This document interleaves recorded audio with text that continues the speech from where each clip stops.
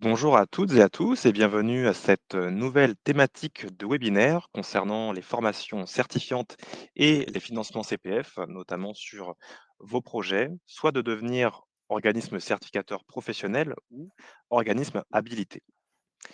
Alors, ce webinaire va être en co-animation avec Mathieu Yvet de Facility Cert, à qui je vais donner la parole dans quelques minutes, après avoir présenté les gestes succès pour assurer un webinaire réussi. Donc pour les personnes qui ont l'habitude de participer à nos webinaires, vous devez, bien les connaître, à force, surtout que c'est des participants hebdomadaires. Donc 4 gestes succès. Le premier, de couper votre téléphone pour, éviter d'être perturbé par les sonneries ou les notifications. Le deuxième va de pair avec, le troisième, concerne les différents onglets à votre disposition. Premier onglet, c'est l'onglet chat que vous utilisez déjà dès maintenant pour souhaiter le bonjour. Bonjour à vous, bienvenue. Et autre onglet qui se situe juste à côté, c'est l'onglet questions qui cette fois-ci, comme son nom l'indique, est à privilégier pour nous faire parvenir vos interrogations, puisque dans l'onglet chat, on a plutôt un flux qui permet pas d'avoir un suivi sur le traitement. En revanche, sur la partie questions, on peut mieux identifier ce qui reste à traiter, d'autant plus que en tant que participant, vous avez la possibilité de voter pour, là où les questions qui vous semblent les plus pertinentes et c'est un signe pour nous de les prioriser. Et enfin, quatrième et dernier geste, le focus. Focus à avoir sur le support de présentation et aussi sur la voix des intervenants pour obtenir une compréhension optimale de la thématique. Alors, première question que je vous pose pour m'assurer que tout est en ordre et qu'on peut poursuivre cet événement. Quelle est la qualité du son et de l'image? Je vous invite à répondre directement dans le chat pour avoir une idée de ce que vous avez de votre côté. Alors, OK de votre côté, nickel pour Marc, parfait pour Jean-Pierre, nickel. Bah, écoutez, c'est bon signe. On peut passer donc, à la suite. Je vous remercie pour vos retours. Ça vous permet notamment de voir comment fonctionne cette fenêtre de chat et je donne la parole à Mathieu pour qu'il puisse, se présenter. Bonjour à tous, merci, de votre participation à ce webinaire. Donc je suis Mathieu Yvet, donc cofondateur de la société Facility Cert, donc spécialisée sur les questions de certification professionnelle. Et je suis ravi d'être avec vous, cet après-midi. Pour ma part, je suis Thomas Talby, responsable marketing, et communication chez ICPF depuis, un peu plus de 4 ans. Donc j'ai pu obtenir, une maîtrise dans l'écosystème de la formation, de par l'animation de ces webinaires, et là sur, une, thématique sur lequel Mathieu me fait le plaisir d'être présent. Merci à toi d'être ici et puis, l'objectif est d'apporter, tes lumières sur, cette thématique de la certification professionnelle. Alors la présentation va se découper en 5 présentations de ICPF et de Facility Cert.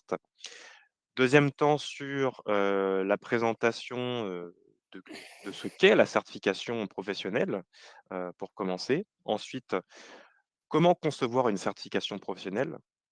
Quatrième partie, comment devenir un organisme habilité?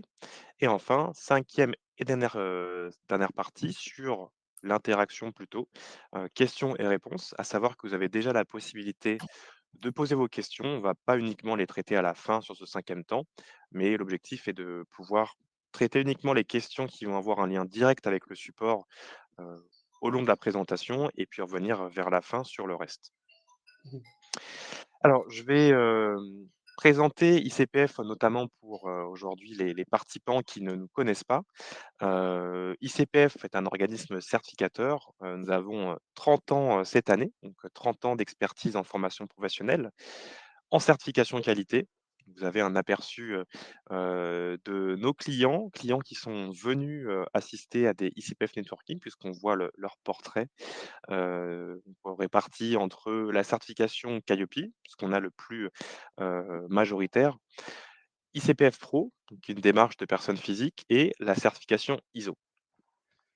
Donc ICPF, c'est, 5 valeurs, 5 axes de différenciation sur le marché de la certification qualité en formation.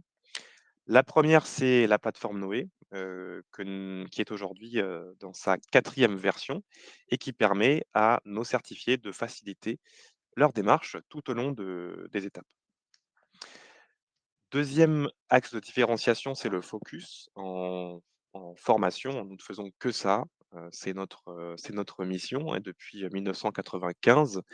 Troisième valeur, c'est la proximité territoriale, de par la présence d'auditeurs partout en France, y compris, dans les territoires d'outre-mer.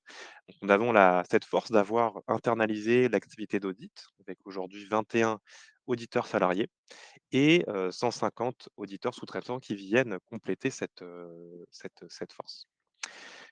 Quatrième valeur, c'est le service client, donc qui est accessible depuis la plateforme Noé et le site internet. Et enfin, le cinquième temps, c'est notre réseau de certifiés, qui vous permet de créer, du lien, créer des dynamiques business, de par les événements. Donc, le fait d'avoir un webinaire aujourd'hui, c'est une opportunité pour vous pour, faire du networking et enfin, nos événements, physiques qui vous permettent aussi de vous rencontrer et d'échanger. Je laisse la parole maintenant à Mathieu qui va nous présenter, qui est FacilityCert. Merci Thomas. Donc comme je vous le disais, FacilityCert est spécialisé et même dédié aux questions de certification professionnelle. Donc on intervient, de 2 manières. Donc on a une offre conseil, qui est une offre, d'accompagnement sur, les questions de création de certification, d'enregistrement, auprès de France Compétences, hein, donc pour le RNCP, le répertoire spécifique, heu et ben, sur, toute l'accompagnement sur le processus de certification. On fait aussi un petit peu d'accompagnement, sur la certification Qualiopi. Le deuxième aspect de notre activité, c'est une activité de service, qui consiste à gérer, les certifications professionnelles pour le compte de certificateurs. Et notre mission dans ce contexte-là, c'est de renforcer les certifications en les déployant, sur le marché auprès, de réseaux de partenaires habilités. Et donc c'est une partie, je dirais que ces 2 offres, par rapport à notre thématique d'aujourd'hui, répond bien, finalement à la question qu'on va se poser, enfin en tout cas la question à laquelle on va essayer de vous aider, à répondre. Quand on est un organisme de formation, qu'on souhaite, développer une offre de formation certifiante, on peut soit devenir, soi-même certificateur et dans ce cas, on va déposer une certification, auprès de France Compétences, soit, devenir habilité, d'un certificateur pour, une certification, donnée. Voilà ce que je peux dire sur, qui nous sommes. Alors ce qui me semble important aussi à bien, distinguer, on a d'un côté la certification qualité et de l'autre, la certification professionnelle puisque, ICPF est un organisme, certificateur. Donc on peut avoir le même nom pour, 2 activités qui sont complètement différentes. Alors Mmh ICPF ne va pas, n'a pas d'activité de certification professionnelle. Notre métier, c'est de pouvoir délivrer des certifications qualité comme Calliope, comme la certification ISO ou encore Pro. Donc ce sont 2 choses différentes, qui peuvent parfois, induire en erreur lorsqu'on ne va pas au bout heu, mh. du sujet. Donc alors pour, poser le contexte également, je vous présente, l'escape de la qualité qui vous permet aussi de vous situer dans votre démarche, de certification, donc qui peut faire le lien entre certification qualité et certification professionnelle. Cet escalier de la qualité, il démarre, au niveau du rez-de-chaussée lorsque vous avez, le fait d'avoir une activité de formation qui est en place. La première étape lorsque, cette activité, est en place pour la faire reconnaître, c'est l'obtention du numéro de déclaration d'activité. C'est une démarche administrative qui est obligatoire pour être reconnue par le ministère du Travail. Il y a aujourd'hui, 150 000 organismes reconnus, peut-être un peu plus, je n'ai pas, les chiffres, de ce mois, mais c'est, une tendance que je suis, mensuellement. Une fois que ce numéro déclaration est obtenu, vous êtes reconnu en tant qu'organisme. Un organisme, c'est pas forcément, une équipe de 10 personnes ou, voire même plus. C'est, une structure reconnue par le ministère du Travail, qui peut parfois être menée par, un indépendant. On peut devenir organisme de formation en étant tout seul et l'étape d'après, c'est une barrière qui a été imposée à partir de 2021, c'est la certification Qualiopi lorsqu'elle conduit à un accès à des financements. Financement OPCO, financement région, CPF, France Travail et cetera. Donc ça, c'est une obligation depuis, cette année 2021 et toujours sur l'aspect des financements, on retrouve la troisième marche du CPF sur laquelle, Mathieu pourra nous en dire un peu plus puisqu'il est sujet aussi de la certification professionnelle Mmh. et cette marche du CPF, elle est accessible dans certains cas, avec la certification Qualiopi seule, si vous l'associez à une activité, de VAE ou de bilan de compétences, par exemple, mais si vous restez uniquement sur de l'activité de formation, il y aura des démarches complémentaires à faire. Donc c'est le sujet d'aujourd'hui. Que faut-il faire pour accéder au CPF lorsque la catégorie, est action de formation? Et ensuite, lorsque vous avez déjà accès à ces marches de financement, vous avez un objectif de pouvoir vous différencier sur le marché, soit vous différencier en tant que personne physique, ça c'est l'objectif de la certification pro, ou alors en tant qu'entreprise, en tant qu'organisme de formation, comment aller plus loin dans la démarche qualité. C'est ce que propose une démarche de certification ISO pour, par exemple, faciliter les interactions avec les entreprises grands comptes, soit en France ou à l'international, ou encore d'étendre votre capacité à participer et remporter certains appels d'offres qui nécessitent parfois la certification ISO. Alors, vous avez un sondage vous a été partagé dans les outils que vous avez en bas à droite de votre écran. Alors, soit la notification est apparue, vous avez une notification de couleur qui est apparue pour ajouter votre réponse au sondage. Donc, où en êtes-vous dans l'escalier de la qualité? Soit vous devrez cliquer sur le raccourci apps dans lequel vous retrouvez l'accès au sondage pour y répondre. Alors peut-être un mot, Mathieu, sur cet escalier de la qualité. Comment est-ce qu'on peut interpréter la certification professionnelle lorsqu'on est dans une démarche qualité? Mmh. Bah, déjà, comme tu l'as rappelé, juste avant, c'est important de bien faire le distinguo entre la certification, qualité qui certifie des organismes et la certification professionnelle, qui a vocation à certifier les compétences d'individus, de personnes, et donc délivrée par un certificateur, hein, qui est garant, de, la certification professionnelle qui est délivrée. Ce dont on va parler, juste après. Et donc effectivement, d'abord, enfin ce que je peux dire par rapport à la cohérence entre l'approche de certification professionnelle dans une approche, de qualité, globale comme elle est présentée ici, et donc de développement, d'une, structure de formation. La certification professionnelle, et on va en parler juste après, c'est d'abord un processus. Donc on va retrouver, une forme d'analogie. Alors on traite pas évidemment, des mêmes, enfin c'est le processus va pas traiter des mêmes thématiques, que sur une certification qualité, mais en tout cas, il y a un certain nombre de points communs, en termes, ce qu'on va retrouver en termes de rigueur, de traçabilité, de contrôle et d'amélioration continue. Merci Mathieu pour ces compléments et alors en pour y voir un peu plus clair au travers des personnes qui sont présentes aujourd'hui. Donc sur le sondage, nous avons 78 des répondants qui sont à la marche de la certification Qualiopi, donc qui, je pense, cherchent à développer leur activité. À vous ensuite de pouvoir identifier ce qui correspondrait davantage à votre projet et de devenir certificateur ou organisme habilité. C'est tout l'intérêt de ce webinaire aujourd'hui. Donc pour rentrer dans le vif du sujet, Mathieu, la certification professionnelle, qu'est-ce que c'est? Alors, donc oui, pour planter un peu le décor et de quoi on parle, moi j'aime bien dire qu'une certification professionnelle, c'est déjà, hem, ça sert déjà à valoriser, quelque chose. Alors où est-ce que va se situer la valeur d'une certification? Bon, d'abord, ça va être un périmètre de compétences. Donc on l'a dit, une certification professionnelle, ça permet de certifier, des compétences, donc des compétences professionnelles, donc des compétences métiers, enfin donc qui se traduisent au travers d'une activité, professionnelle que l'on exerce, hein, dans le cadre d'un emploi. Donc c'est notre périmètre. Ensuite, le deuxième point, qui va, caractériser, une certification professionnelle, c'est la manière dont on va, attester, les compétences que l'on certifie, au travers d'un protocole d'évaluation qui doit être robuste, pour, légitimer le fait que quand une personne détient une certification professionnelle donnée, elle possède bien, et on a confiance dans le fait que, les compétences, qui constituent le périmètre de la certification, sont, bien maîtrisées, et donc à la portée, à la main de la personne qui est certifiée.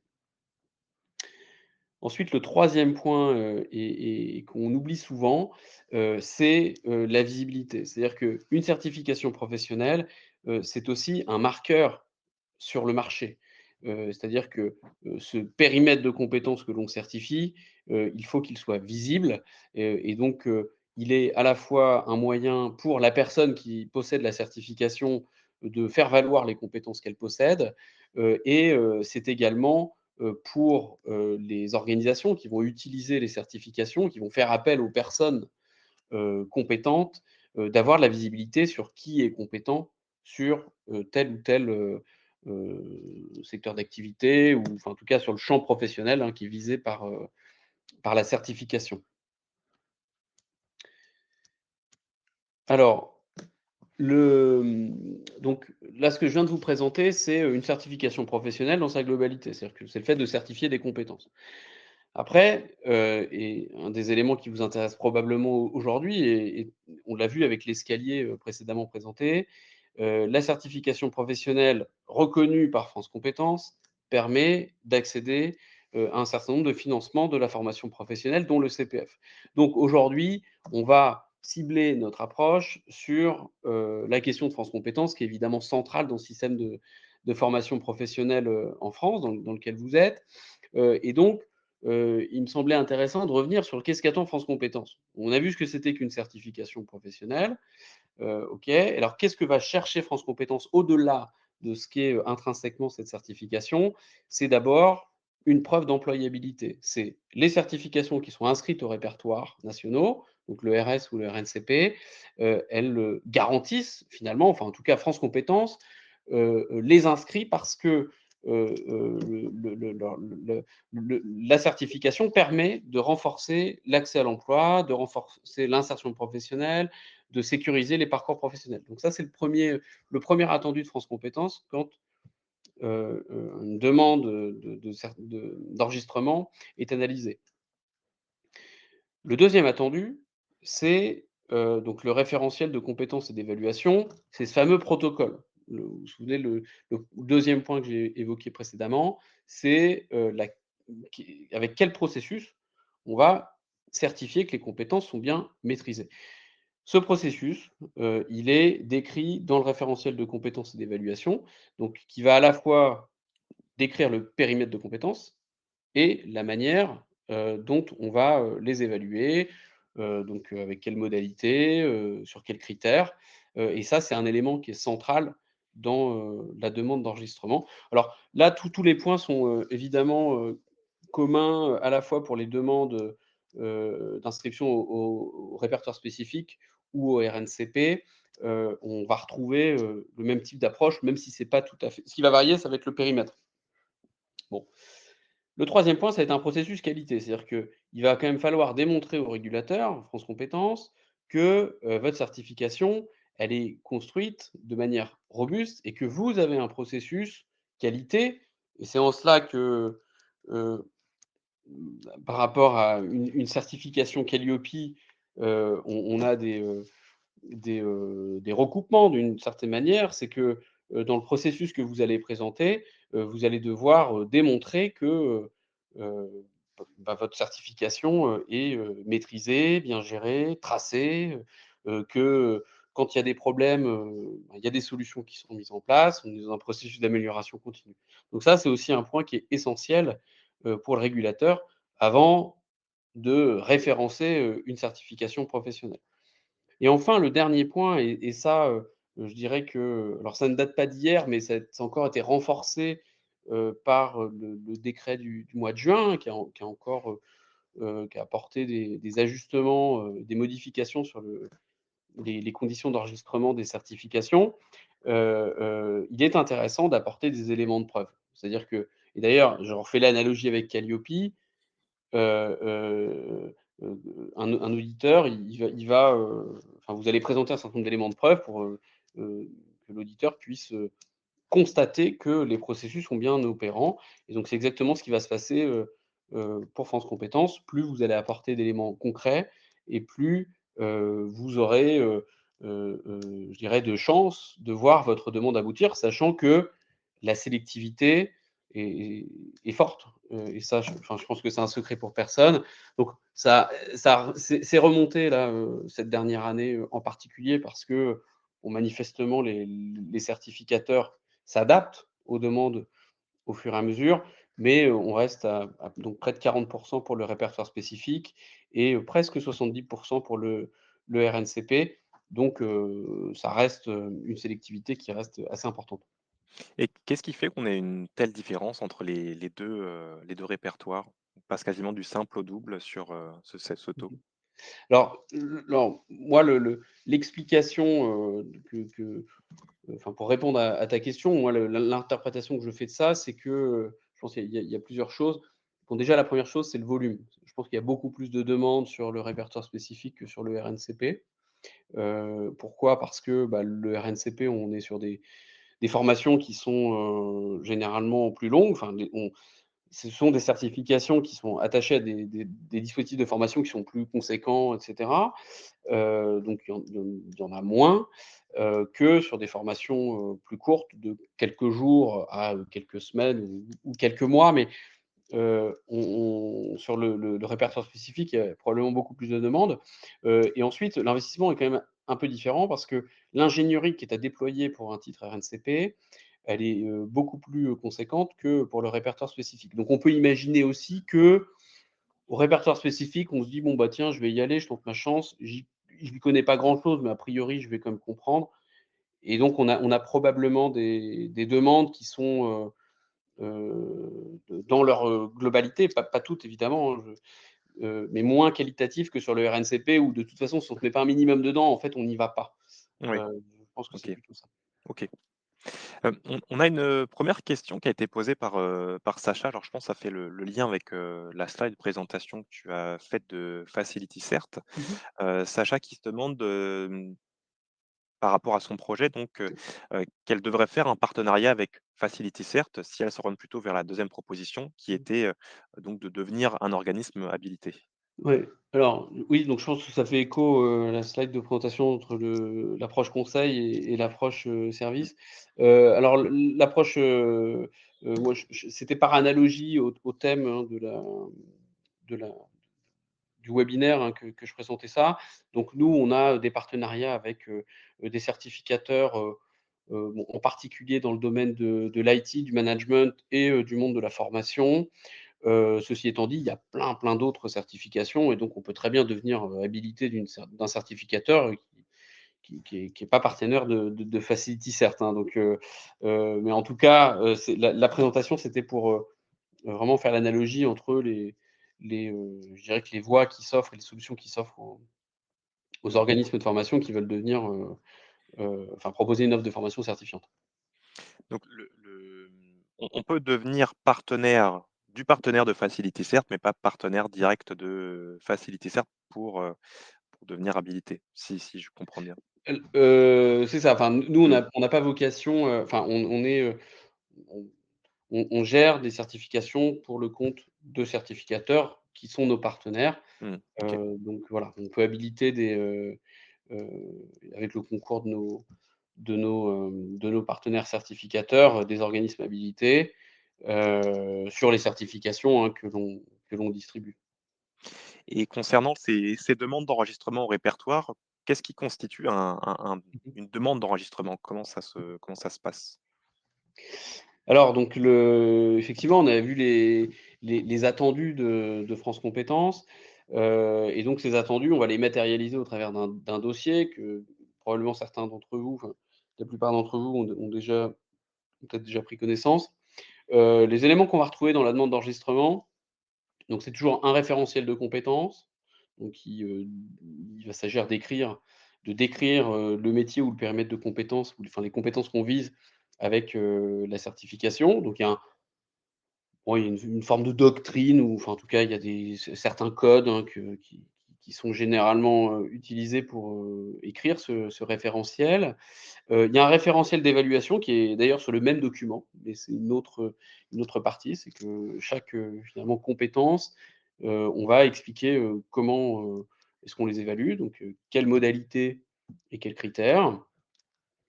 On va retrouver donc ça, finalement, les 2 premiers documents là, référentiel de compétences et référentiel d'évaluation, ça va répondre à la question, du besoin, heu enfin ça va décrire, ce à quoi on répond, enfin, c'est l'objet de la certification.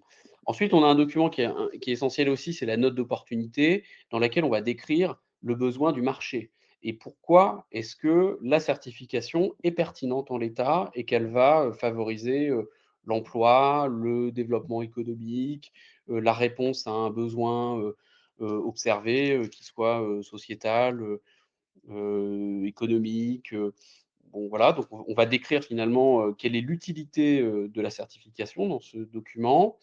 Hem, le quatrième point qui est, indiqué ici, c'est l'analyse des cohortes, c'est-à-dire que, je vous parlais d'éléments de preuve tout à l'heure, les cohortes, donc les cohortes, ce sont les publics qui ont, déjà été, certifiés et ou formés. Bon, j'utilise les 2 parce que là, il y a un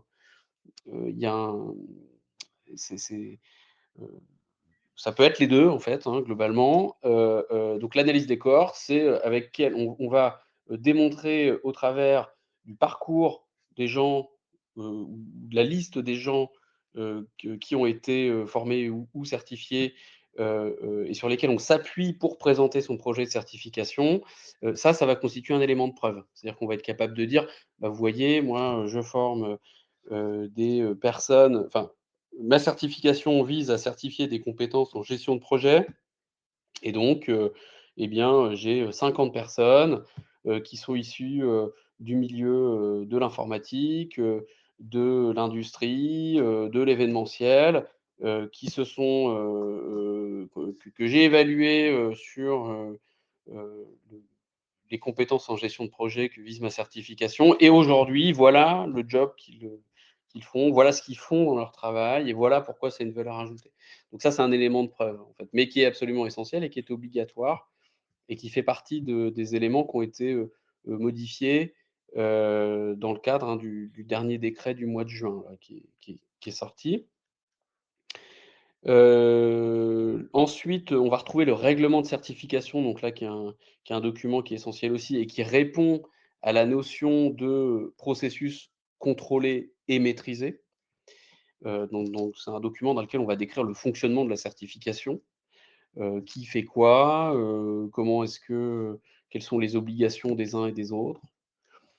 Les éléments de preuve, bah, c'est les éléments de preuve qu'on va pouvoir fournir pour attester de tout ce qui est, raconté dans le dossier.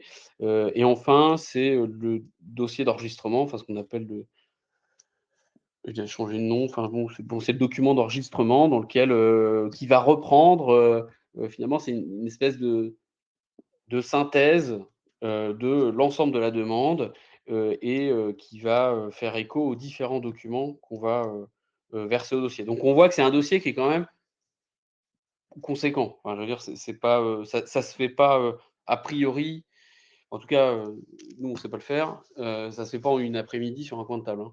Enfin, c'est quelque chose d'assez, fouillé. Et il y a Claudia qui complète en disant que c'est le dossier complémentaire. Merci Claudia. Merci pour la contribution. On a 2 messages, dans le chat qui sont arrivés. Je pense un point commun entre, Sacha et Sébastien qui auraient, effectué une démarche, je pense, d'enregistrement, qui se serait vu refuser, la certification et pour Sébastien qui n'a pas eu de commentaires associés à ce refus, qui se demande comment faire pour aller plus loin, pour, reprendre le point. D'accord, donc la recevabilité, c'est, l'étape qui permet de valider que tous les éléments attendus pour l'instruction sont bien, dans le dossier. Et donc, en fait, ça va consister à enfin, tous les documents qui sont listés là, et qui sont d'ailleurs, sur la plateforme de dépôt de la certification, parce que là, il est possible qu'il y ait des documents qui aient été, parce que, comment dire? On peut élargir ces documents-là, vous pouvez en faire d'autres. Là, ce que vous avez, c'est je dirais, c'est ce qui est, nécessaire et ce qui est suffisant. Mais après, à vous d'organiser aussi le dossier comme vous le souhaitez. Mais donc la phase de recevabilité, c'est qu'a priori, il vous manque un document. Il y a des choses qui n'ont pas été trouvées.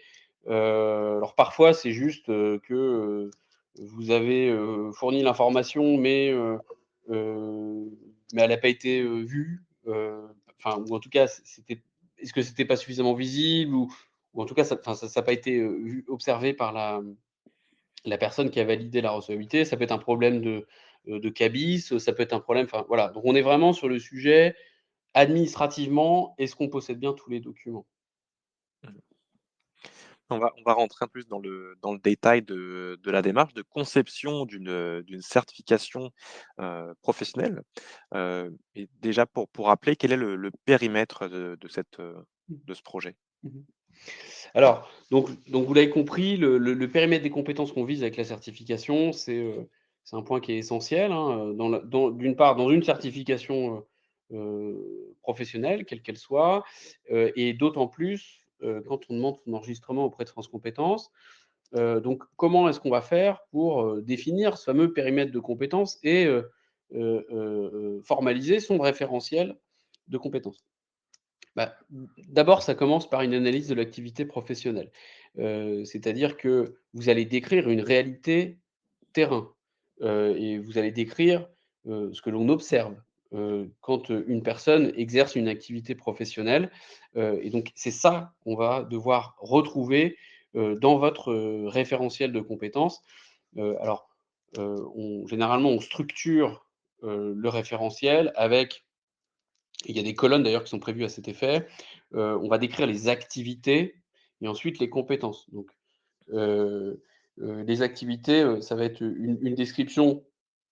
Moi, j'ai un peu l'habitude de dire que, l'activité finalement, ça va être heu, pour réaliser une activité, il va falloir mobiliser plusieurs compétences. Voilà, généralement, c'est comme ça que ça se traduit, et c'est un peu ce qui est observable. Quand vous voyez, je sais pas, une activité, ça pourrait être, faire du pain. Ben, voilà, fabriquer du pain, faire une baguette de pain, et par contre, dans la compétence, et là, vous avez un exemple, qui est tiré d'un référentiel, d'une certification de chargé de projet de formation et d'enseignement, qui est délivré par un certificateur qui s'appelle l'UCO. Et donc là, ce qu'on voit, c'est que dans, la compétence, on a bien une action qui est, structurer une ingénierie, d'évaluation, pédagogique, innovante et inclusive. Voilà, ça va être mon action, heu, qui va, mobiliser des moyens. Donc là, c'est toute la partie qui est centrale, donc en s'appuyant sur la création d'outils de différents formats et en tenant compte de la diversité des publics. Donc ça, c'est les moyens, mobilisés, ou éventuellement une méthode. Et enfin, très important, la finalité. Pourquoi est-ce qu'on réalise cette action avec ces moyens-là? Afin de mesurer les acquis et accompagner la montée en compétences de chaque personne. Donc là, vous avez une compétence qui s'insère dans une activité, professionnelle qui est observable, qui est peut-être, là comme ça, enfin je j'ai pas le référentiel par cœur. C'est une certification qu'on commercialise accessoirement, enfin voilà, je le précise. Mais on pourrait imaginer que c'est une activité qui est, relative à, l'ingénierie de formation. C'est-à-dire voilà, je vais faire de la conception, d'une action de formation ou d'un programme ou d'un déroulé, et cette compétence-là me permet de réaliser cette activité. Alors on retrouve aussi la notion d'évaluation dans la conception. À quoi ça correspond exactement? Mmh. Donc dès lors qu'on a déterminé le périmètre, donc là précédemment vous aviez un exemple sur une compétence, mais ça évidemment ça a décliné sur l'ensemble, hein, l'ensemble d'un métier, ou de ce sur quoi vous voulez, heu, former des gens, mais qui regroupe qui est cohérent avec une activité professionnelle. Et ensuite ça, on va les évaluer. Alors comment est-ce qu'on évalue de manière fiable, ou en tout cas qu'on conçoit un dispositif, qui s'appuie sur des évaluations qui sont fiables? Alors d'abord, on va avoir des modalités d'évaluation avec des critères. C'est-à-dire que la modalité je reprends l'exemple de mon boulanger. Mon boulanger, qui, fait une baguette de pain, alors, ouais, bon, il fait sa baguette de pain, la modalité d'évaluation, ça peut être, et ben, en fait, nous, on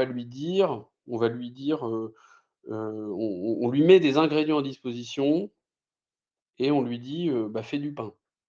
Alors comme dit comme ça paraît simple, mais une autre modalité, ça pourrait être de dire, eh bien, moi, pour vérifier que tu sais faire du pain, déjà, tu vas m'écrire la recette, puis après, tu vas m'écrire comment tu le fais.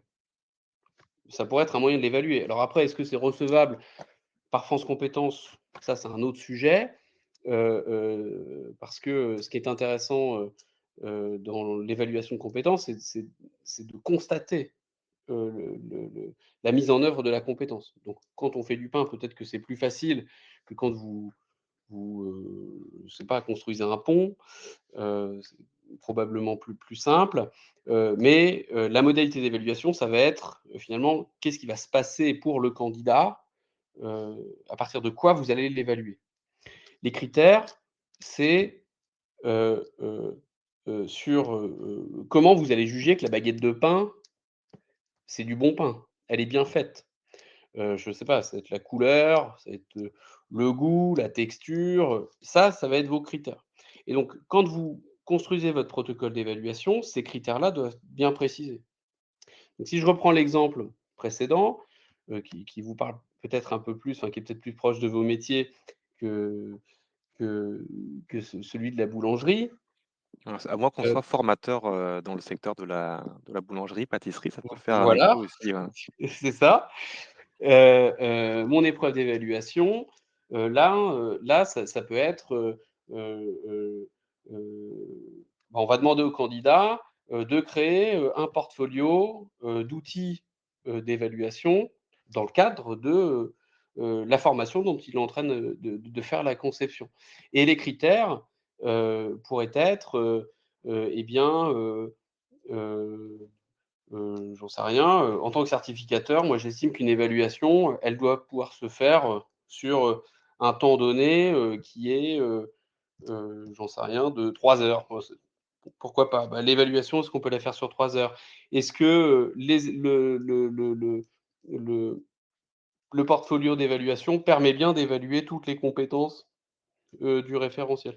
Et donc là, mais les critères sont à la main du certificateur. Ils vont être jugés ensuite par France Compétences. Ceci étant dit, ce que va juger France Compétences, c'est, la cohérence entre les évaluations qui sont proposées, enfin les évaluations proposées, avec les critères, avec, les compétences que l'on cherche à évaluer. Heu, Ils vont probablement difficilement venir vous challenger sur le fond du métier, je sais pas, même si vous formez des boulangers, a priori les instructeurs sont pas boulangers, quoi. Mmh. Ils savent pas. Par contre, ils vont être capables de juger si, vous leur dites: «Bah, si, si, mon évaluation, c'est un QCM», et moi je leur demande de me dire s'il faut mettre de la farine ou du sable dans une baguette de pain.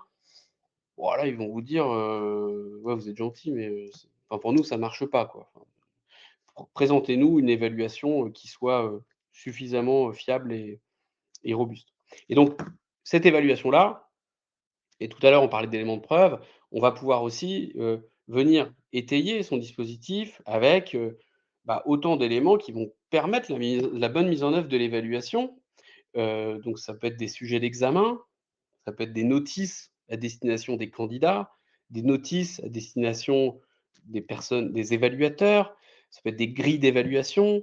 Là, vous voyez, par exemple, on a une grille d'évaluation, c'est un exemple de grille, sur, bah, 2 critères là, qui pourraient, concerner, la compétence évoquée. Bah, là, vous avez un exemple de grille, et derrière votre instructeur, il a un élément de preuve pour se dire: «OK, on a un dispositif qui est robuste, heu par rapport, au périmètre de compétences visé». On va voir ensuite le sujet du déploiement, mais un déploiement organisé, à quoi ça correspond un Mmh. déploiement organisé?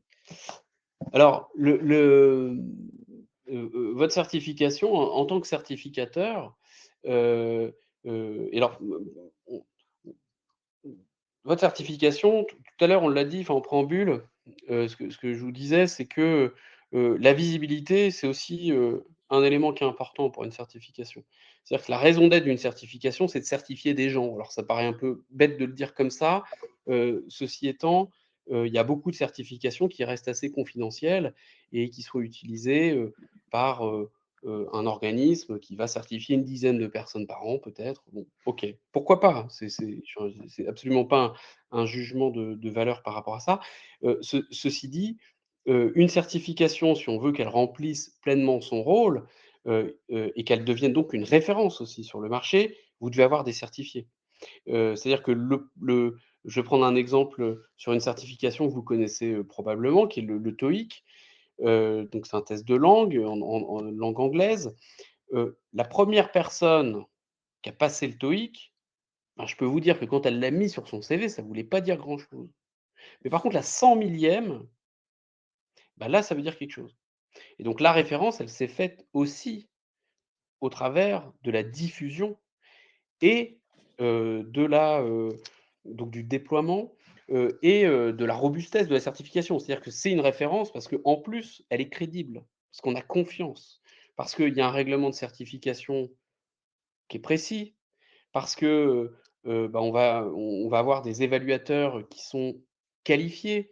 On a, par exemple, un barème. Là, les éléments qui sont affichés là, ce sont des exemples, mais c'est ça qui va venir appuyer sur le fait que votre certification, elle est déployée de manière organisée, robuste, pérenne, et fiable. Et ça, plus vous le précisez et plus vous rassurez le régulateur qui se dit: «Bon, bah, OK, on a affaire à quelqu'un qui a compris ce que c'était que la logique certificative», c'est-à-dire qui va valider le fait qu'une compétence, ou un certain nombre de compétences, est acquis. Donc on peut créer, bah, des guides pour chaque modalité d'évaluation, un dispositif de suivi. Là, par exemple, vous avez un exemple de procès-verbal, d'évaluation, enfin de jury d'évaluation. C'est important d'avoir ce type d'éléments-là parce que, ben, vous devez être capable de tracer, ce qui s'est passé sur votre certification, professionnelle. Et d'ailleurs, enfin, si je fais l'analogie avec Calliope, j'imagine, Thomas, que les auditeurs d'ICPF ont une trace de ce qui a été constaté dans les organismes audités. Les non-conformités sont, justifiées et ça, c'est tracé. Enfin, j'imagine. Oui, tout à fait. Ça passe par tout ce qui est rapport provisoire, rapport, définitif. Mais oui, en effet, ça serait quand même compliqué sinon de pouvoir émettre, des décisions de certification. C'est ça. Donc voilà, donc c'est ça le déploiement organisé d'une certification professionnelle, c'est, d'assurer finalement la crédibilité du dispositif. Mmh. Hem, D'ailleurs, pour les personnes qui souhaiteraient retrouver ces exemples de documents, vous allez les récupérer. On va vous envoyer à la fin du webinaire le support de présentation en PDF. Vous pourrez retrouver notamment l'exemple de procès-verbal que vous avez sous les yeux. Alors, en Heu, l'occurrence, donc là, la grille d'évaluation, précédente et le procès-verbal, ce sont des documents qui sont générés avec une plateforme qui s'appelle Procertif, qui est une plateforme qui sert à gérer le dispositif de certification. Il y en a d'autres, hein, qui existent, mais en l'occurrence, je connais assez bien celle-là. alors, il y a avant de rentrer dans le détail du parcours, de la démarche, auprès de France Compétences, il y a une question de la part de Clotilde, qui je pense, au vu de sa question, s'intéresse pour devenir elle-même organisme certificateur. Alors, lorsqu'on est déjà lié à un organisme certificateur par convention, à quel stade reprend-on la démarche pour devenir un organisme certificateur indépendant? Mmh. Alors donc ça peut tout à fait se faire, hein, parce que, bah, vous n'êtes pas marié forcément avec votre certificateur, hein, la libre concurrence existe. Ce à quoi il faut faire attention, c'est déjà les clauses, qui peuvent figurer, dans votre convention, sur le fait, bah, des clauses de non-concurrence, voilà. Ensuite, donc le fait de déposer des certifications, qui soient équivalentes, à celles qui est utilisées. Donc ça, je dirais que c'est une affaire entre vous et votre certificateur. L'autre point, c'est, par rapport à France Compétences, ça va être sur la justification de la valeur d'usage. Parce qu'évidemment, France Compétences, dès lors qu'il demande des cohortes, pour déposer une certification, il se doute bien que, il y en a, il peut y avoir des demandes où finalement vous utilisez, une certification existante pour former des gens et ensuite vous utilisez les cohortes des personnes formées pour déposer votre projet de certification, concurrent. Bon, là, une cohorte, enfin un certifié, il ne peut être utilisé que pour une seule demande, y compris pour le renouvellement. Donc c'est-à-dire que comme une certification, elle doit être renouvelée et que vous devez faire part, des cohortes qui ont été certifiées, bah, c'est là où, vous pouvez rencontrer une difficulté, enfin une difficulté, enfin en tout cas il y a un sujet de pour prendre son indépendance, c'est soit vous proposez quelque chose qui est vraiment différenciant, vous pouvez dealer avec votre certificateur, qui va vous dire: «Bah OK, ces cohortes-là, on ne les utilisera pas pour renouveler la certification». Et là, dans ce cas, vous avez la possibilité de les utiliser et ça, faut l'expliquer à France Compétences. Parce qu'eux vont vous poser la question, pour vraiment s'assurer que, vous n'utilisez pas, la certification, pour laquelle vous êtes habilité, pour pouvoir, déposer, un projet, équivalent. Alors merci, Mathieu pour la réponse. On revient sur le support présentation. Comment ça se passe en termes de délai lorsque, un organisme s'engage dans cette démarche d'enregistrement? Alors, bon, d'une manière, enfin, voilà, ça, ce sont des délais moyens que nous, on observe.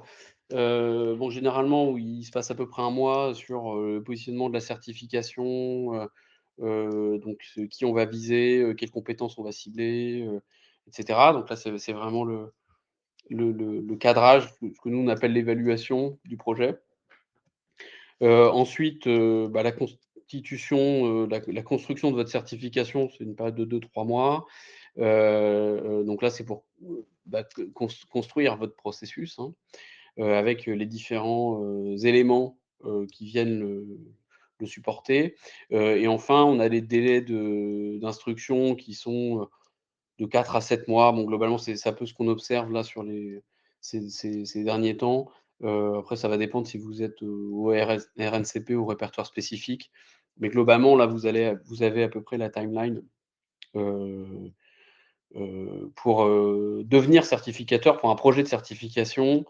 C'est à minima, ce que ça vous prend. Moi, généralement, ce que je dis, aux organismes de formation avec lesquels on travaille, c'est que, il faut tabler sur une année en se disant: «OK, je démarre mon projet, dans un an, je pourrais lancer mes formations certifiantes».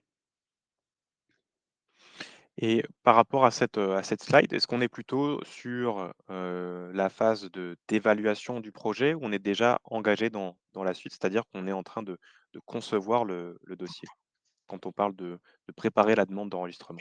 Alors, préparer la demande d'enregistrement, là, c'est vraiment, enfin, pour moi, c'est un peu le prérequis, c'est un peu l'étape zéro. C'est-à-dire que d'abord, il vous faut, une forme d'expérience, soit de formation ou carrément de certification. Généralement, c'est plutôt de la formation. Donc vous avez déjà formé des gens, là où vous voulez les emmener, heu, enfin jusqu'au niveau de compétences que vous souhaitez être capable de certifier. Et donc il faut avoir un positionnement qui est clair sur les publics visés, les métiers visés, les filières d'accès, heu voilà, ça c'est plutôt un prérequis. Mmh, OK. Et est-ce que tu souhaites en dire un peu plus sur cette slide ou je peux passer à la Je à pense la que tu peux avancer parce que je pense que c'est intéressant, enfin si parce que je vois l'heure qui tourne et si on veut passer, à la partie sur l'habilitation? l'habilitation, Mmh. bon après de toute façon on pourra, heu, éventuellement prolonger l'échange, si vous avez des questions. Mais bon le processus, comme je vous disais d'instruction de France Compétences, je crois que c'est 4 à 7. Bon là je vous ai mis 5 à 8. Donc vous avez un dépôt de dossier, une recevabilité, une phase d'instruction, vous passez en commission, la commission de la certification à la suite de quoi il y a une décision d'enregistrement qui est, communiquée et qui est donc tous les mois, vous avez, une liste de certifications, inscrites ou renouvelées, heu qui sont, qui est publiée par, France Compétences. Alors, avant de passer à la partie suivante sur le sujet de l'habilitation, je vais vous poser une question que j'aurais dû vous poser au début de la partie sur, le projet de certification professionnelle. Aujourd'hui, quel est votre projet, face à la certification certifiante? Est-ce plutôt de devenir organisme certificateur? Est-ce plutôt de devenir, heu, organisme habilité? Ou peut-être êtes-vous déjà, engagé dans l'un de ces chemins? J'aimerais bien avoir vos retours, passer par le chat directement pour, indiquer cela et puis, je laisse la parole à Mathieu qui va présenter, en parallèle la partie 4 donc sur le fait de devenir organisme habilité. Donc et exactement de quoi parle-t-on exactement quand on veut devenir habilité? Alors, qu'est-ce que quand on parle de partenariat, de quoi est-ce qu'on parle? Donc c'est, le fait d'utiliser et de préparer, à une certification qui est elle-même, a été conçue par, un certificateur, et que, vous allez, à laquelle vous allez préparer dans les conditions, spécifiques de la, certification. Sachant qu'il y a différents, on détaillera, je crois juste après, les différents types de partenariats, qui existent, notamment sur le fait soit on forme, et on évalue. Voilà, pourquoi ça peut être une solution qui est intéressante, pour un organisme de s'habiliter un certificateur? Bon, déjà, vous avez, une exploitation qui est immédiate, enfin immédiate. Vous devez passer par un processus d'habilitation, immédiatement, vous utilisez une certification qui existe déjà sans passer par, le processus, de conception, d'enregistrement, qu'on a décrit, précédemment. Hem, L'intérêt, c'est de pouvoir diversifier son offre, son public cible, à l'instar de quand on propose une formation certifiante. Sauf que là, dans la mesure où vous n'avez pas besoin d'avoir de l'ancienneté pour déposer votre certification, enfin pour devenir habilité, et bien, bah, vous pouvez demain dire, «Ben moi, je prépare, je forme, depuis des boulangers, mais maintenant je veux aussi former, des, mécaniciens». Bon après, il faudra expliquer, à l'organisme certificateur pourquoi, vous avez la capacité à le faire, mais en soi, vous pouvez, donc créer de nouveaux, pans, de votre offre, assez, rapidement pour proposer une offre de formation certifiante. Donc voilà, donc ça rejoint le deuxième point, ça vous permet d'élargir votre catalogue d'offres, certifiantes, ça vous permet d'accéder, au CPF, sans avoir à passer par, le processus de conception de la certification. Il y a un autre point aussi qui est intéressant, c'est que vous allez bénéficier d'une part des ressources du certificateur. C'est-à-dire que quand on est certificateur et que, on permet, on habilite des partenaires pour préparer sa certification, généralement on fournit un certain nombre de matériaux pour faciliter et pour faire en sorte que la préparation à la certification se passe au mieux. Il y a même des certificateurs qui vont jusqu'à proposer des contenus, donc ils proposent carrément des packages, bah, un peu comme une franchise en fait, hein, finalement. On donne tout le package de contenu et de certification, pour que, l'organisme puisse, dérouler ensuite, hein, ses actions de formation certifiante. Et puis le dernier point, c'est, bah, vous bénéficiez aussi de la notoriété de la marque du certificateur. Quand vous utilisez la certification du TOEIC, par exemple, je vous disais tout à l'heure qu'aujourd'hui, c'était une référence sur le marché. Il y en a d'autres, hein, enfin, j'ai pas d'action chez TOEIC, hein, je le précise. Heu mais en tout état de cause, c'est une référence et donc quand vous utilisez, TOEIC, et bien, ça va aussi attirer, des publics qui disent: «Bah, moi, je veux préparer le TOEIC». Donc vous allez bénéficier de la notoriété de la marque du certificateur. Alors dans ce choix je pense que la réponse va s'éclaircir au fur et à mesure, mais dans le choix entre, devenir organisme certificateur ou, organisme habilité, est-ce que le fait de vouloir accéder le plus vite possible au CPF peut être un paramètre, qui va permettre de décider entre option A ou B? Mmh. Ah bah, clairement, la un des paramètres, hein, c'est le timing. C'est-à-dire que ça peut être beaucoup plus rapide, de devenir habilité, c'est généralement plus rapide que de déposer sa propre certification et donc si l'enjeu, c'est un enjeu court terme, effectivement, c'est un paramètre important à considérer. Mmh. Alors, je vais passer à la slide suivante sur les potentiels partenaires, comment on peut les identifier? Mmh. Alors, les donc les certificateurs, comment est-ce on les identifie? Bon, d'abord, comme je vous disais tout à l'heure, il y a plusieurs, vous pouvez être formé, enfin habilité, pour, former ou à former, et évaluer. Donc ça, c'est un premier point. Hem, D'abord, avant de choisir un certificateur, on va choisir une certification.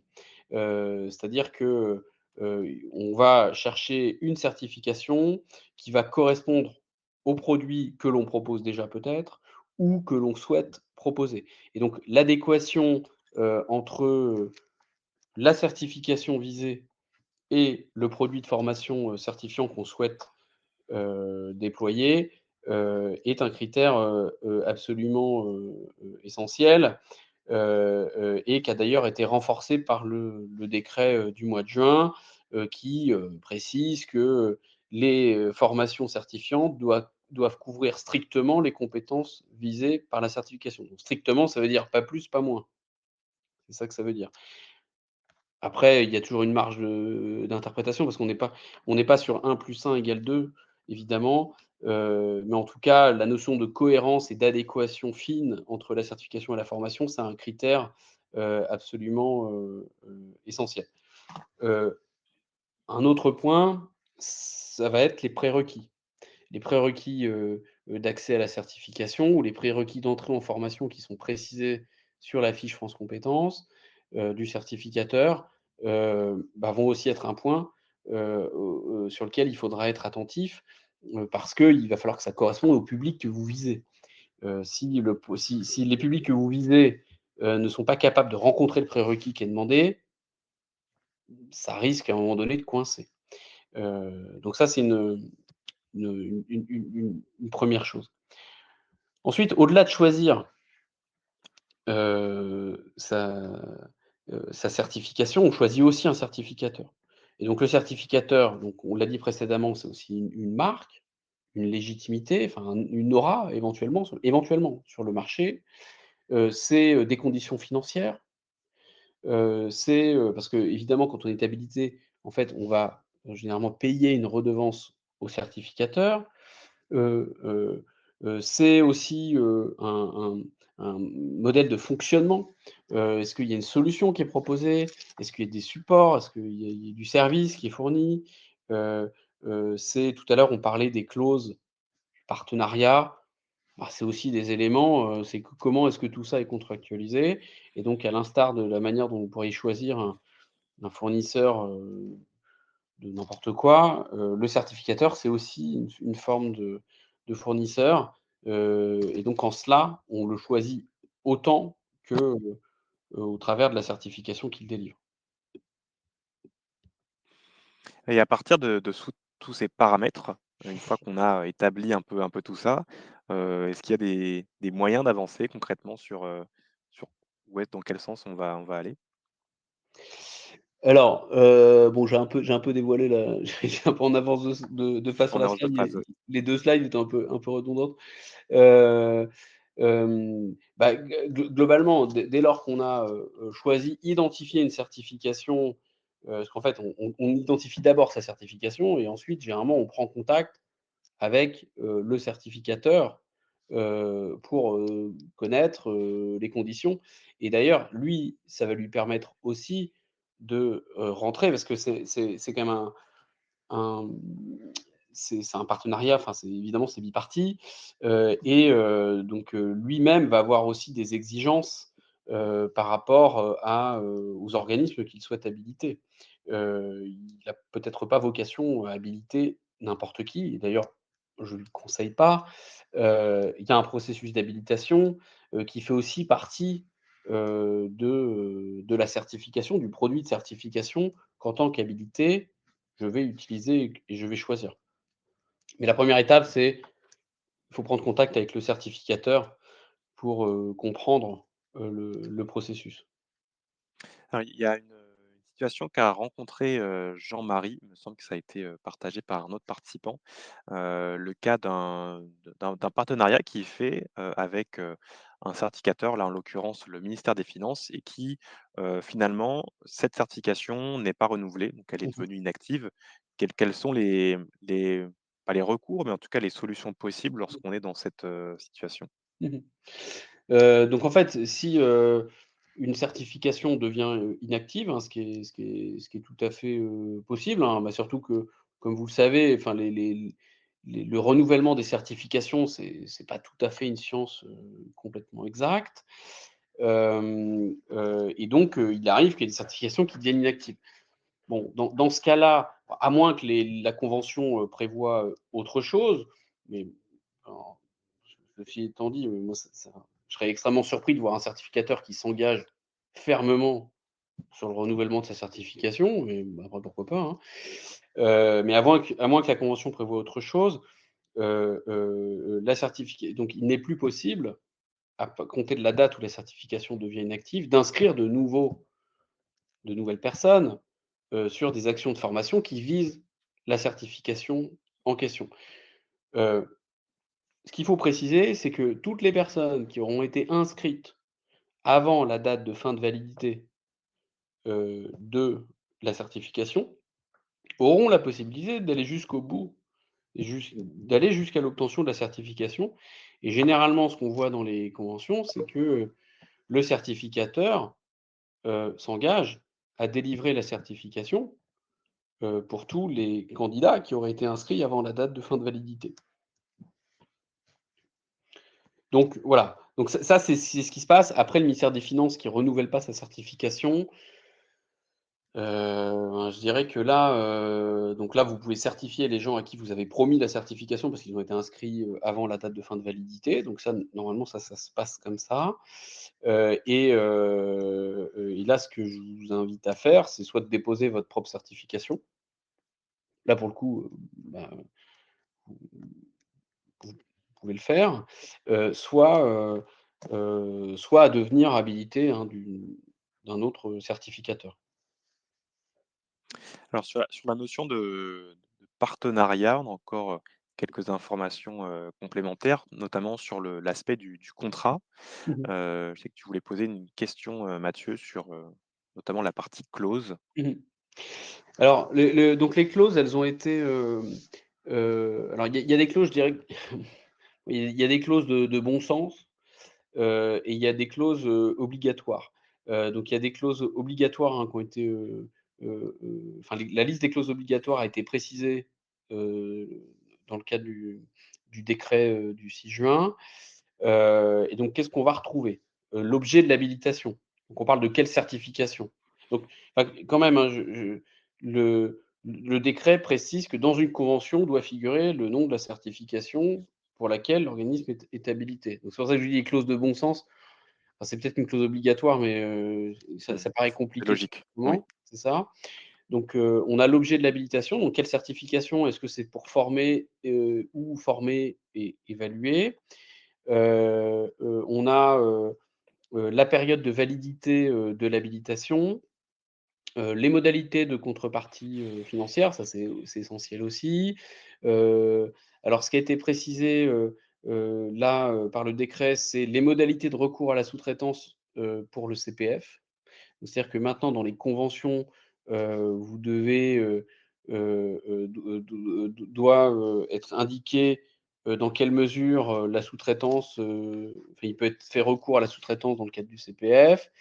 Et les conventions doivent préciser, là, dans le cadre de l'apprentissage, les modalités de gestion administrative des actions de formation d'apprentissage et plus largement, les moyens techniques, pédagogiques et d'encadrement devant être mis en œuvre. Donc en fait, on a cette notion de cahier des charges qui est importante, qui paraît pas absurde. C'est-à-dire que vous êtes certificateur, vous êtes responsable de la manière dont votre certification est utilisée et donc pour ce faire, eh bien, dans vos conventions, vous demandez, un certain nombre d'éléments. À ces clauses obligatoires, on peut aussi ajouter et on trouve fréquemment les délais de mise à disposition des résultats d'évaluation, la liberté pédagogique. Alors ça rejoint la question des moyens techniques, pédagogiques et d'encadrement. Heu c'est, les modalités de réalisation des enquêtes d'insertion. Comme en tant que certificateur, on doit fournir des informations sur l'insertion professionnelle de ces cohortes, eh bien, il est fréquent qu'on demande aux organismes habilités de s'organiser pour collecter ces informations-là. On peut préciser dans les conventions ce qu'il se passe en cas d'abandon. On peut préciser, la responsabilité, et notamment, par rapport à des actions obligatoires, qui incombent au certificateur comme la déclaration, enfin ce qu'on appelle l'accrochage, c'est la déclaration des candidats, certifiés à la Caisse des dépôts. Mais en fait, en tant qu'organisme habilité, on devient, finalement, on a un certain nombre de devoirs pour faire en sorte que, le certificateur puisse, heu puisse, continuer de faire vivre la certification, la renouveler et donc on rejoint les engagements, effectivement, en tant que partenaire. Hem, il y a aussi la notion d'évaluation de compétences. Alors ça qu'on a vu, un peu plus tôt. Comment est-ce que tu vois la chose? Comment est-ce que France Compétences voit la chose sur, cet Mmh. aspect? Donc donc ça, parce que les en tant que partenaire habilité et notamment quand on est habilité pour, former et évaluer, on va devoir enfin l'évaluation des compétences doit être formalisée. C'est pas juste, bon bah lui, il a eu, 18 sur 20, l'évaluation 1, et 3, l'évaluation 2. Heu, c'est bien, d'avoir, et généralement c'est ce qui est demandé dans le cadre des partenariats, une trace avec des procès-verbaux d'évaluation, un détail de qui étaient, les évaluateurs. C'est, évidemment, au travers de ce qui est fourni par le certificateur, c'est des grilles d'évaluation notamment qui permettent de montrer que le référentiel a bien été respecté, enfin on a bien respecté, le cahier des charges de la certification. Et donc ça, c'est des éléments, que généralement le certificateur met à votre main, pour, faire en sorte que le processus puisse être, tracé. La manière de formaliser, c'est aussi des livrables, donc c'est mettre à disposition les livrables qui sont, réalisés par les candidats. Donc c'est des grilles qui sont bien complétées avec des membres, de jury qui sont, qualifiés correctement, avec, des commentaires, parce qu'en fait, il faut être capable quand même de démontrer, aux certificateurs et a fortiori aux régulateurs, que, la délivrance de la certification est intègre, donc que, ben, c'est bien les bonnes personnes, qui ont passé, l'évaluation, et que, c'est pas, un rapport qui a été, rédigé, par, le cousin, du candidat, mais ça je peux pas le savoir, donc voilà. Donc plus on va formaliser et plus finalement on va rendre robuste, la certification et même y compris vis-à-vis des candidats.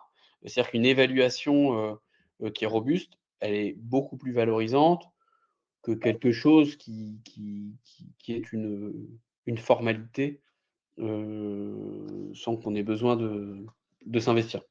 En tout cas, c'est quand même un investissement pour le partenaire, et pour le certificateur en termes de formation, de contrôle, d'accompagnement des parties prenantes, pour la réalisation des évaluations. Et dernier point, avant d'arriver vers la partie des questions-réponses. Alors peut-être que j'ai mal compris la question qui est formulée ici, mais moi, ce que je me demande, c'est qu'est-ce qui fait la réussite d'un partenariat entre un certificateur et un habilité? Oui, c'est exactement ça. Enfin, c'est vraiment ça la question, c'est qu'est-ce qui fait qu'un partenariat, c'est un succès? Bon, d'abord, c'est, que des candidats soient présentés. Parce que quand on est, un partenaire habilité, on a le devoir de présenter ses candidats, d'ailleurs qui eux-mêmes ont le devoir d'aller se présenter aux épreuves, hein, accessoirement. Et donc, un élément de succès, c'est le taux de présentation des des personnes, aux épreuves. C'est, un habilité, évidemment, qui va, rendre compte, correctement, donc ou en tout cas, c'est quand le compte rendu, est fluide et qu'on a une vraie, traçabilité, un formalisme, respecté, pour, les évaluations. C'est un taux de réussite, qui est élevé. C'est, une évaluation de qualité, c'est, des données sur les candidats, correctes, pour, que l'accrochage et la donc c'est l'accrochage qui est la déclaration à la Caisse des dépôts, en l'occurrence, enfin de tous les certifiés, hein, c'est l'alimentation du passeport compétences. Donc si vous avez des données de qualité, vous pouvez accrocher. Sinon, bah, vous allez avoir des dossiers en erreur et donc la Caisse des dépôts peut dire: «Non mais attendez, en tant que certificateur, vous devez nous présenter, on doit avoir les données». Et donc ça veut dire que tout ça, ça rentre dans le cadre du partenariat parce que l'habilité, il rentre dans la mécanique. Il est partie prenante de la mécanique, hein, du certificateur, et cette notion de partenariat, je pense que c'est le bon terme parce que, c'est pas tout à fait une relation, client-fournisseur. C'est-à-dire que, là, on est face à un certificateur qui va choisir ses habilités, un organisme qui va montrer patte blanche pour devenir habilité, qui va s'engager à respecter un certain nombre de choses, un certificateur qui va fournir un maximum de choses pour faciliter, la bonne utilisation de la certification, et travailler aussi dans une logique d'amélioration continue. Donc on est vraiment dans une logique partenariale, de mon point de vue, entre un certificateur et ses habilités et pas juste une relation, transactionnelle. Voilà, je pense que c'est ça qui fait que ça marche. Mmh.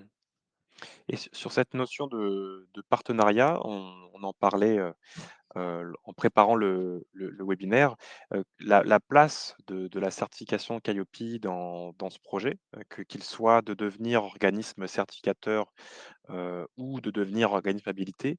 La certification Qualiopi, elle permet, de pouvoir démontrer déjà un engagement envers la qualité, un engagement vers, ce que vous pouvez produire dans la suite, de ce partenariat ou de ce projet. Que ce soit en tant qu'organisme certificateur auprès de France Compétences, il y a un réel, heu, avantage à pouvoir démontrer que vous avez déjà réalisé une démarche de certification et donc que vous êtes quand même plus avancé, qu'un organisme qui ne le serait pas pour, entamer ce projet et après, du même, même chose pour un projet qui serait de devenir habilité. Dans votre recherche de partenaire, le fait de pouvoir présenter une certification Qualiopi à un organisme certificateur, là aussi, ça va l'encourager, le rassurer aussi sur votre capacité à pouvoir ensuite délivrer, la certification, puisque vous utiliserez ensuite son offre, vous représentez en quelque sorte son image, donc il aura tout intérêt à pouvoir, identifier les acteurs clés avec qui il pourra, travailler demain. Mmh. Absolument. Enfin, je pense que c'est de plus en plus, enfin nous, chez FacilityCert, c'est la base, c'est on n'habilite aucun organisme, hein, qui n'est pas, certifié Qualiopi au préalable.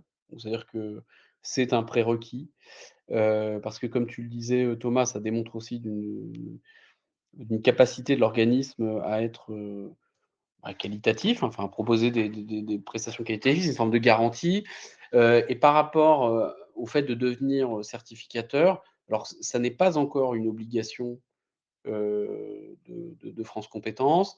Ceci dit, dans la phase d'instruction de votre dossier, la crédibilité, du certificateur est importante et le fait d'être certifié Qualiopi y contribue largement.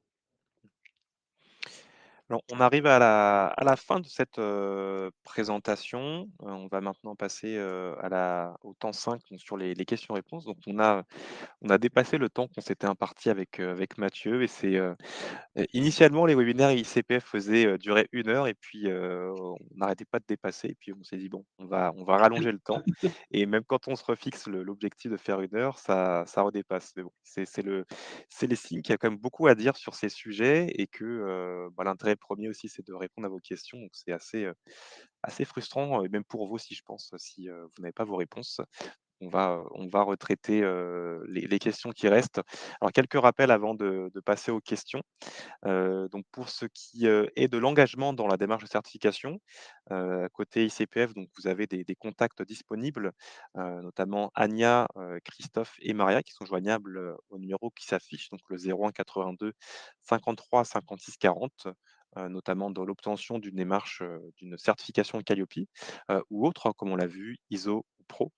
Alors pour ce qui est des coordonnées de FacilityCert, on n'a pas pris le temps de les ajouter dans le support, mais en tout cas Mathieu est joignable, je pense très simplement sur Mmh. LinkedIn. Alors c'est peut-être pas le canal que tu préfères, heu, Je mais en tout cas confirme. voilà, vous pouvez le trouver aussi sur son site internet et aussi à la fin de la présentation, vous allez recevoir un questionnaire de satisfaction, donc via email et vous pourrez indiquer si vous souhaitez être recontacté par, Mathieu et son équipe, pour, entamer un projet de certification professionnelle, heu, sur lequel il pourra, vous accompagner.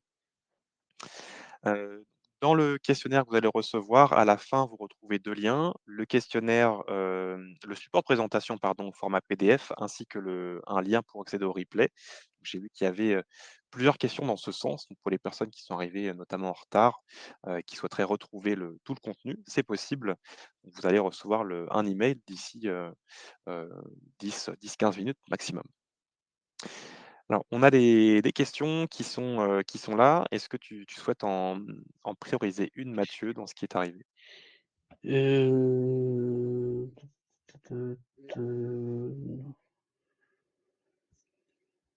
Sinon, on peut les prendre, comme Alors, elles sont arrivées. il y a une Sur le question budget, par exemple. de alors, le budget, ah oui, elles arrivent, c'est les dernières en parce qu'en fait, je pense que les premières sont en bas, non? Alors, tout dépend où tu regardes, si c'est plutôt dans le chat ou questions, mais j'ai Alice qui m'aide sur la modération et quand on a une question qui arrive dans le chat, on la met dans questions pour, pas qu'on la perde de D'accord, vue. OK. Alors, bah, sur le budget, bah, je dirais que pour devenir, certificateur, il y a un investissement, alors on peut se faire accompagner, bah, il y a aussi un investissement de l'équipe. Enfin, à un moment donné, il faut quand même, définir son projet, et je dirais que, bah, oui, c'est une forme d'investissement pour pouvoir, heu bah, construire, concevoir, et puis ensuite, rédiger, sa demande, d'inscription auprès de France Compétences. Après, il faut voir au cas par cas, ça dépend, je dirais des projets, mais si, il y a des questions spécifiques, n'hésitez pas à me contacter. Comme je vous l'ai dit, nous, c'est des choses qu'on fait. Il faut regarder, par rapport à votre projet, comment est-ce qu'on peut, vous soutenir, hein, dans cette démarche. Heu Voilà, enfin, je dirais que c'est un peu au cas par cas. Une question de Samir: «Un organisme certifié Qualiopi est-il un organisme habilité?» Non, c'est une notion qu'on a abordée au début. Il y a une différence à faire entre certification qualité, donc là on parle de certification Qualiopi, qui fait reconnaître, la qualité de l'organisme, de son activité de formation et de l'autre côté, quand on parle d'organisme habilité, là on parle d'une habilitation à évaluer ou délivrer, des certifications professionnelles et donc là, c'est plutôt la partie, qu'on a abordée aujourd'hui. C'est 2 choses distinctes, mais ce qu'on disait en conclusion, c'est que pour devenir organisme habilité, une première étape serait déjà d'être Qualiopi, puisque ça va vous faciliter la recherche d'un partenaire qui vous fera confiance, par la suite. Après, c'est des projets qui peuvent être menés, en parallèle. Peut-être en parallèle, Mmh. mais c'est vrai que le fait d'être certifié Qualiopi, bon, c'est quand même ça montre que vous êtes un peu organisé parce qu'il y a quand même des choses à faire, Mmh mh. dans le cadre de l'utilisation d'une certification, et ça nécessite, de la rigueur et de l'organisation et donc c'est clairement un élément, intéressant. Bon, sachant que, dès lors que si vous êtes, vous utilisez une formation certifiante, on pourrait imaginer que vous l'utilisez sans être Qualiopi, elle ne vous ouvrira pas les financements de la formation professionnelle, parce que Qualiopi est un prérequis aussi. Donc voilà. Une question de Domitil, j'ai un doute si c'est le nom ou le prénom. Comment savoir si je peux déposer au répertoire spécifique ou si je suis obligé de passer par l'habilitation, si le marché est saturé, par exemple? Ben, je dirais que là, c'est un choix. Vous avez une libre concurrence, donc c'est-à-dire que vous avez le droit de déposer une certification qui existe déjà sur le marché, enfin, ou en tout cas, qui a un équivalent. La certification, c'est un marché qui est assez concurrentiel, en fait, hein. Enfin, c'est rare qu'il y ait, une certification unique sur, un thème. Généralement, vous avez, des formes d'équivalent ou enfin, en tout cas, en tant qu'organisme de formation qui propose une offre de formation, il est rare que vous en ayez qu'une seule qui puisse convenir. Voilà. Donc déjà, vous avez la liberté de proposer votre projet. Je dirais que pour décider, ben, il y a une étude de marché, hein, qui est vous regardiez un peu quel est le marché et puis l'intérêt que vous avez stratégiquement à devenir certificateur ou organisme habilité. D'ailleurs, les 2. Et c'était ça un peu l'idée de ce webinaire, c'était de vous aider à répondre à cette question. Est-ce que je deviens certificateur ou je deviens organisme habilité?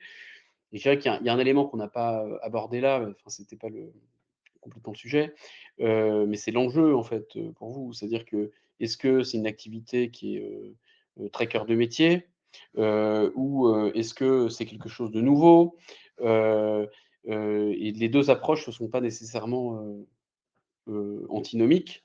Nous, on travaille avec des certificateurs et des organismes habilités, enfin des organismes qui sont à la fois certificateurs et habilités sur d'autres certifications. Une question de Clotilde: est-ce qu'un organisme certificateur peut se séparer d'un organisme habilité et si oui, pour quel motif? Alors, donc oui, clairement.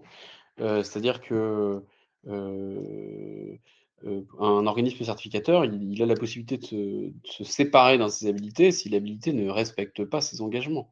Et donc les engagements, ils sont, exposés dans la convention, qui les lie, dans le contrat, qui va les lier. Par ailleurs, c'est une très bonne question parce que, ça fait l'objet d'un renforcement dans le cadre du décret du mois de juin, sur, justement, le pouvoir et la responsabilité, du certificateur par rapport à ces organismes habilités et notamment, je dirais la gradation des actions en cas de manquement constaté de l'organisme habilité et ça peut aller jusqu'à, on vous retire l'habilitation.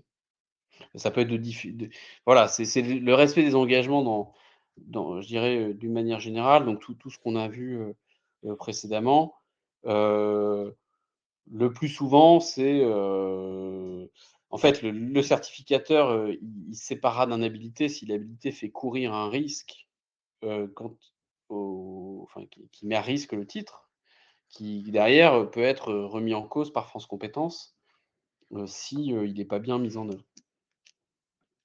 En tout cas, c'est une décision qui doit être justifiée. Le certificateur ne peut pas, du jour au lendemain, se séparer Alors, en d'un fait, ils partenaire. ont ils ont, là, ça a été renforcé ça peut être aussi des éléments contractuels, mais il peut y avoir une suspension, à titre conservatoire, en disant: «Bah, OK, on vous suspend à titre conservatoire, c'est pas résilié, mais vous devez vous mettre en conformité pour qu'on puisse réactiver, l'habilitation.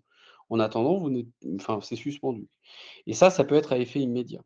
Après, oui, effectivement, il y a une forme de gradation qui est à mettre en place. C'est-à-dire que, Heu si vraiment ça brûle, s'il y a le feu, vous avez le droit d'appuyer sur l'arme nucléaire et de dire: «OK, on débranche» et c'est terminé et là on suspend. Donc les suspensions, elles peuvent être assez lourdes de conséquences, hein, parce que, derrière ça coupe automatiquement le CPF. Pour peu que ce soit la seule certification sur laquelle vous êtes habilité, enfin sur laquelle repose votre, enregistrement, sur, EDOF, qui est la plateforme, des organismes de formation pour le CPF, là ça saute. C'est-à-dire que vous êtes, retiré d'EDOF, et derrière pour revenir sur EDOF, vous recomptez 2 mois, parce qu'en fait il y a une procédure qui est enfin c'est comme ça. Donc c'est pour ça qu'en tant qu'habilité, quand on dit qu'il y a des engagements à respecter, c'est pas un vain mot parce qu'en face, les certificateurs ont aussi la pression par rapport, au maintien de leur titre, et donc ils répercutent cette, rigueur, auprès de leurs habilités. Il nous reste deux questions qu'on va traiter avant de mettre un terme à la diffusion. Une question de Laurane: «Je souhaite être habilité sur un certificat de compétences professionnelles qui est déjà enregistré au répertoire spécifique. J'ai l'impression que l'habilitation se fait directement auprès d'un organisme certificateur et non pas auprès de France compétences. Est-ce bien cela?» Oui, absolument. Le France compétences, il n'habilite pas d'organisme habilité. Le rôle de France compétences, enfin, en tout cas de la direction de la certification, c'est, de répertorier et de gérer, les répertoires nationaux des certifications professionnelles. L'habilitation, c'est l'affaire du certificateur qui, va dérouler son processus, d'habilitation. Donc c'est bien auprès du certificateur qu'il faut, se renseigner, et pas de France compétences, hein, si on souhaite devenir habilité. Et dernière question de Sacha: «En action de formation, on peut, alors faire passer une certification pour laquelle on n'a pas encore l'autorisation de le faire?» Elle indique: «Je suis sur un niveau 6 en achats internationaux, mais je ne pourrais pas délivrer ce niveau sans l'accord de France compétences». Alors je suis pas sûr d'avoir compris toute la question. J'essaie de la re est-ce que tu ça t'ennuie de la Alors je peux la relire, sinon on l'a dans l'onglet questions, qui ça a été intégré à 14h44. Donc Sacha indique: «En action de formation, oui, on peut alors faire passer une certification pour laquelle on n'a pas encore l'autorisation de le faire». OK. Donc oui, c'est ça. Enfin, en fait, on pour pouvoir prétendre que vous préparez à une certification, donc vous devez être habilité par le certificateur. Donc c'est-à-dire que là, vous êtes sur un niveau 6 en achats internationaux. Vous pouvez communiquer sur le fait que votre formation est certifiante seulement si vous avez une habilitation effective par le certificateur qui délivre cette certification de niveau 6, en achats internationaux.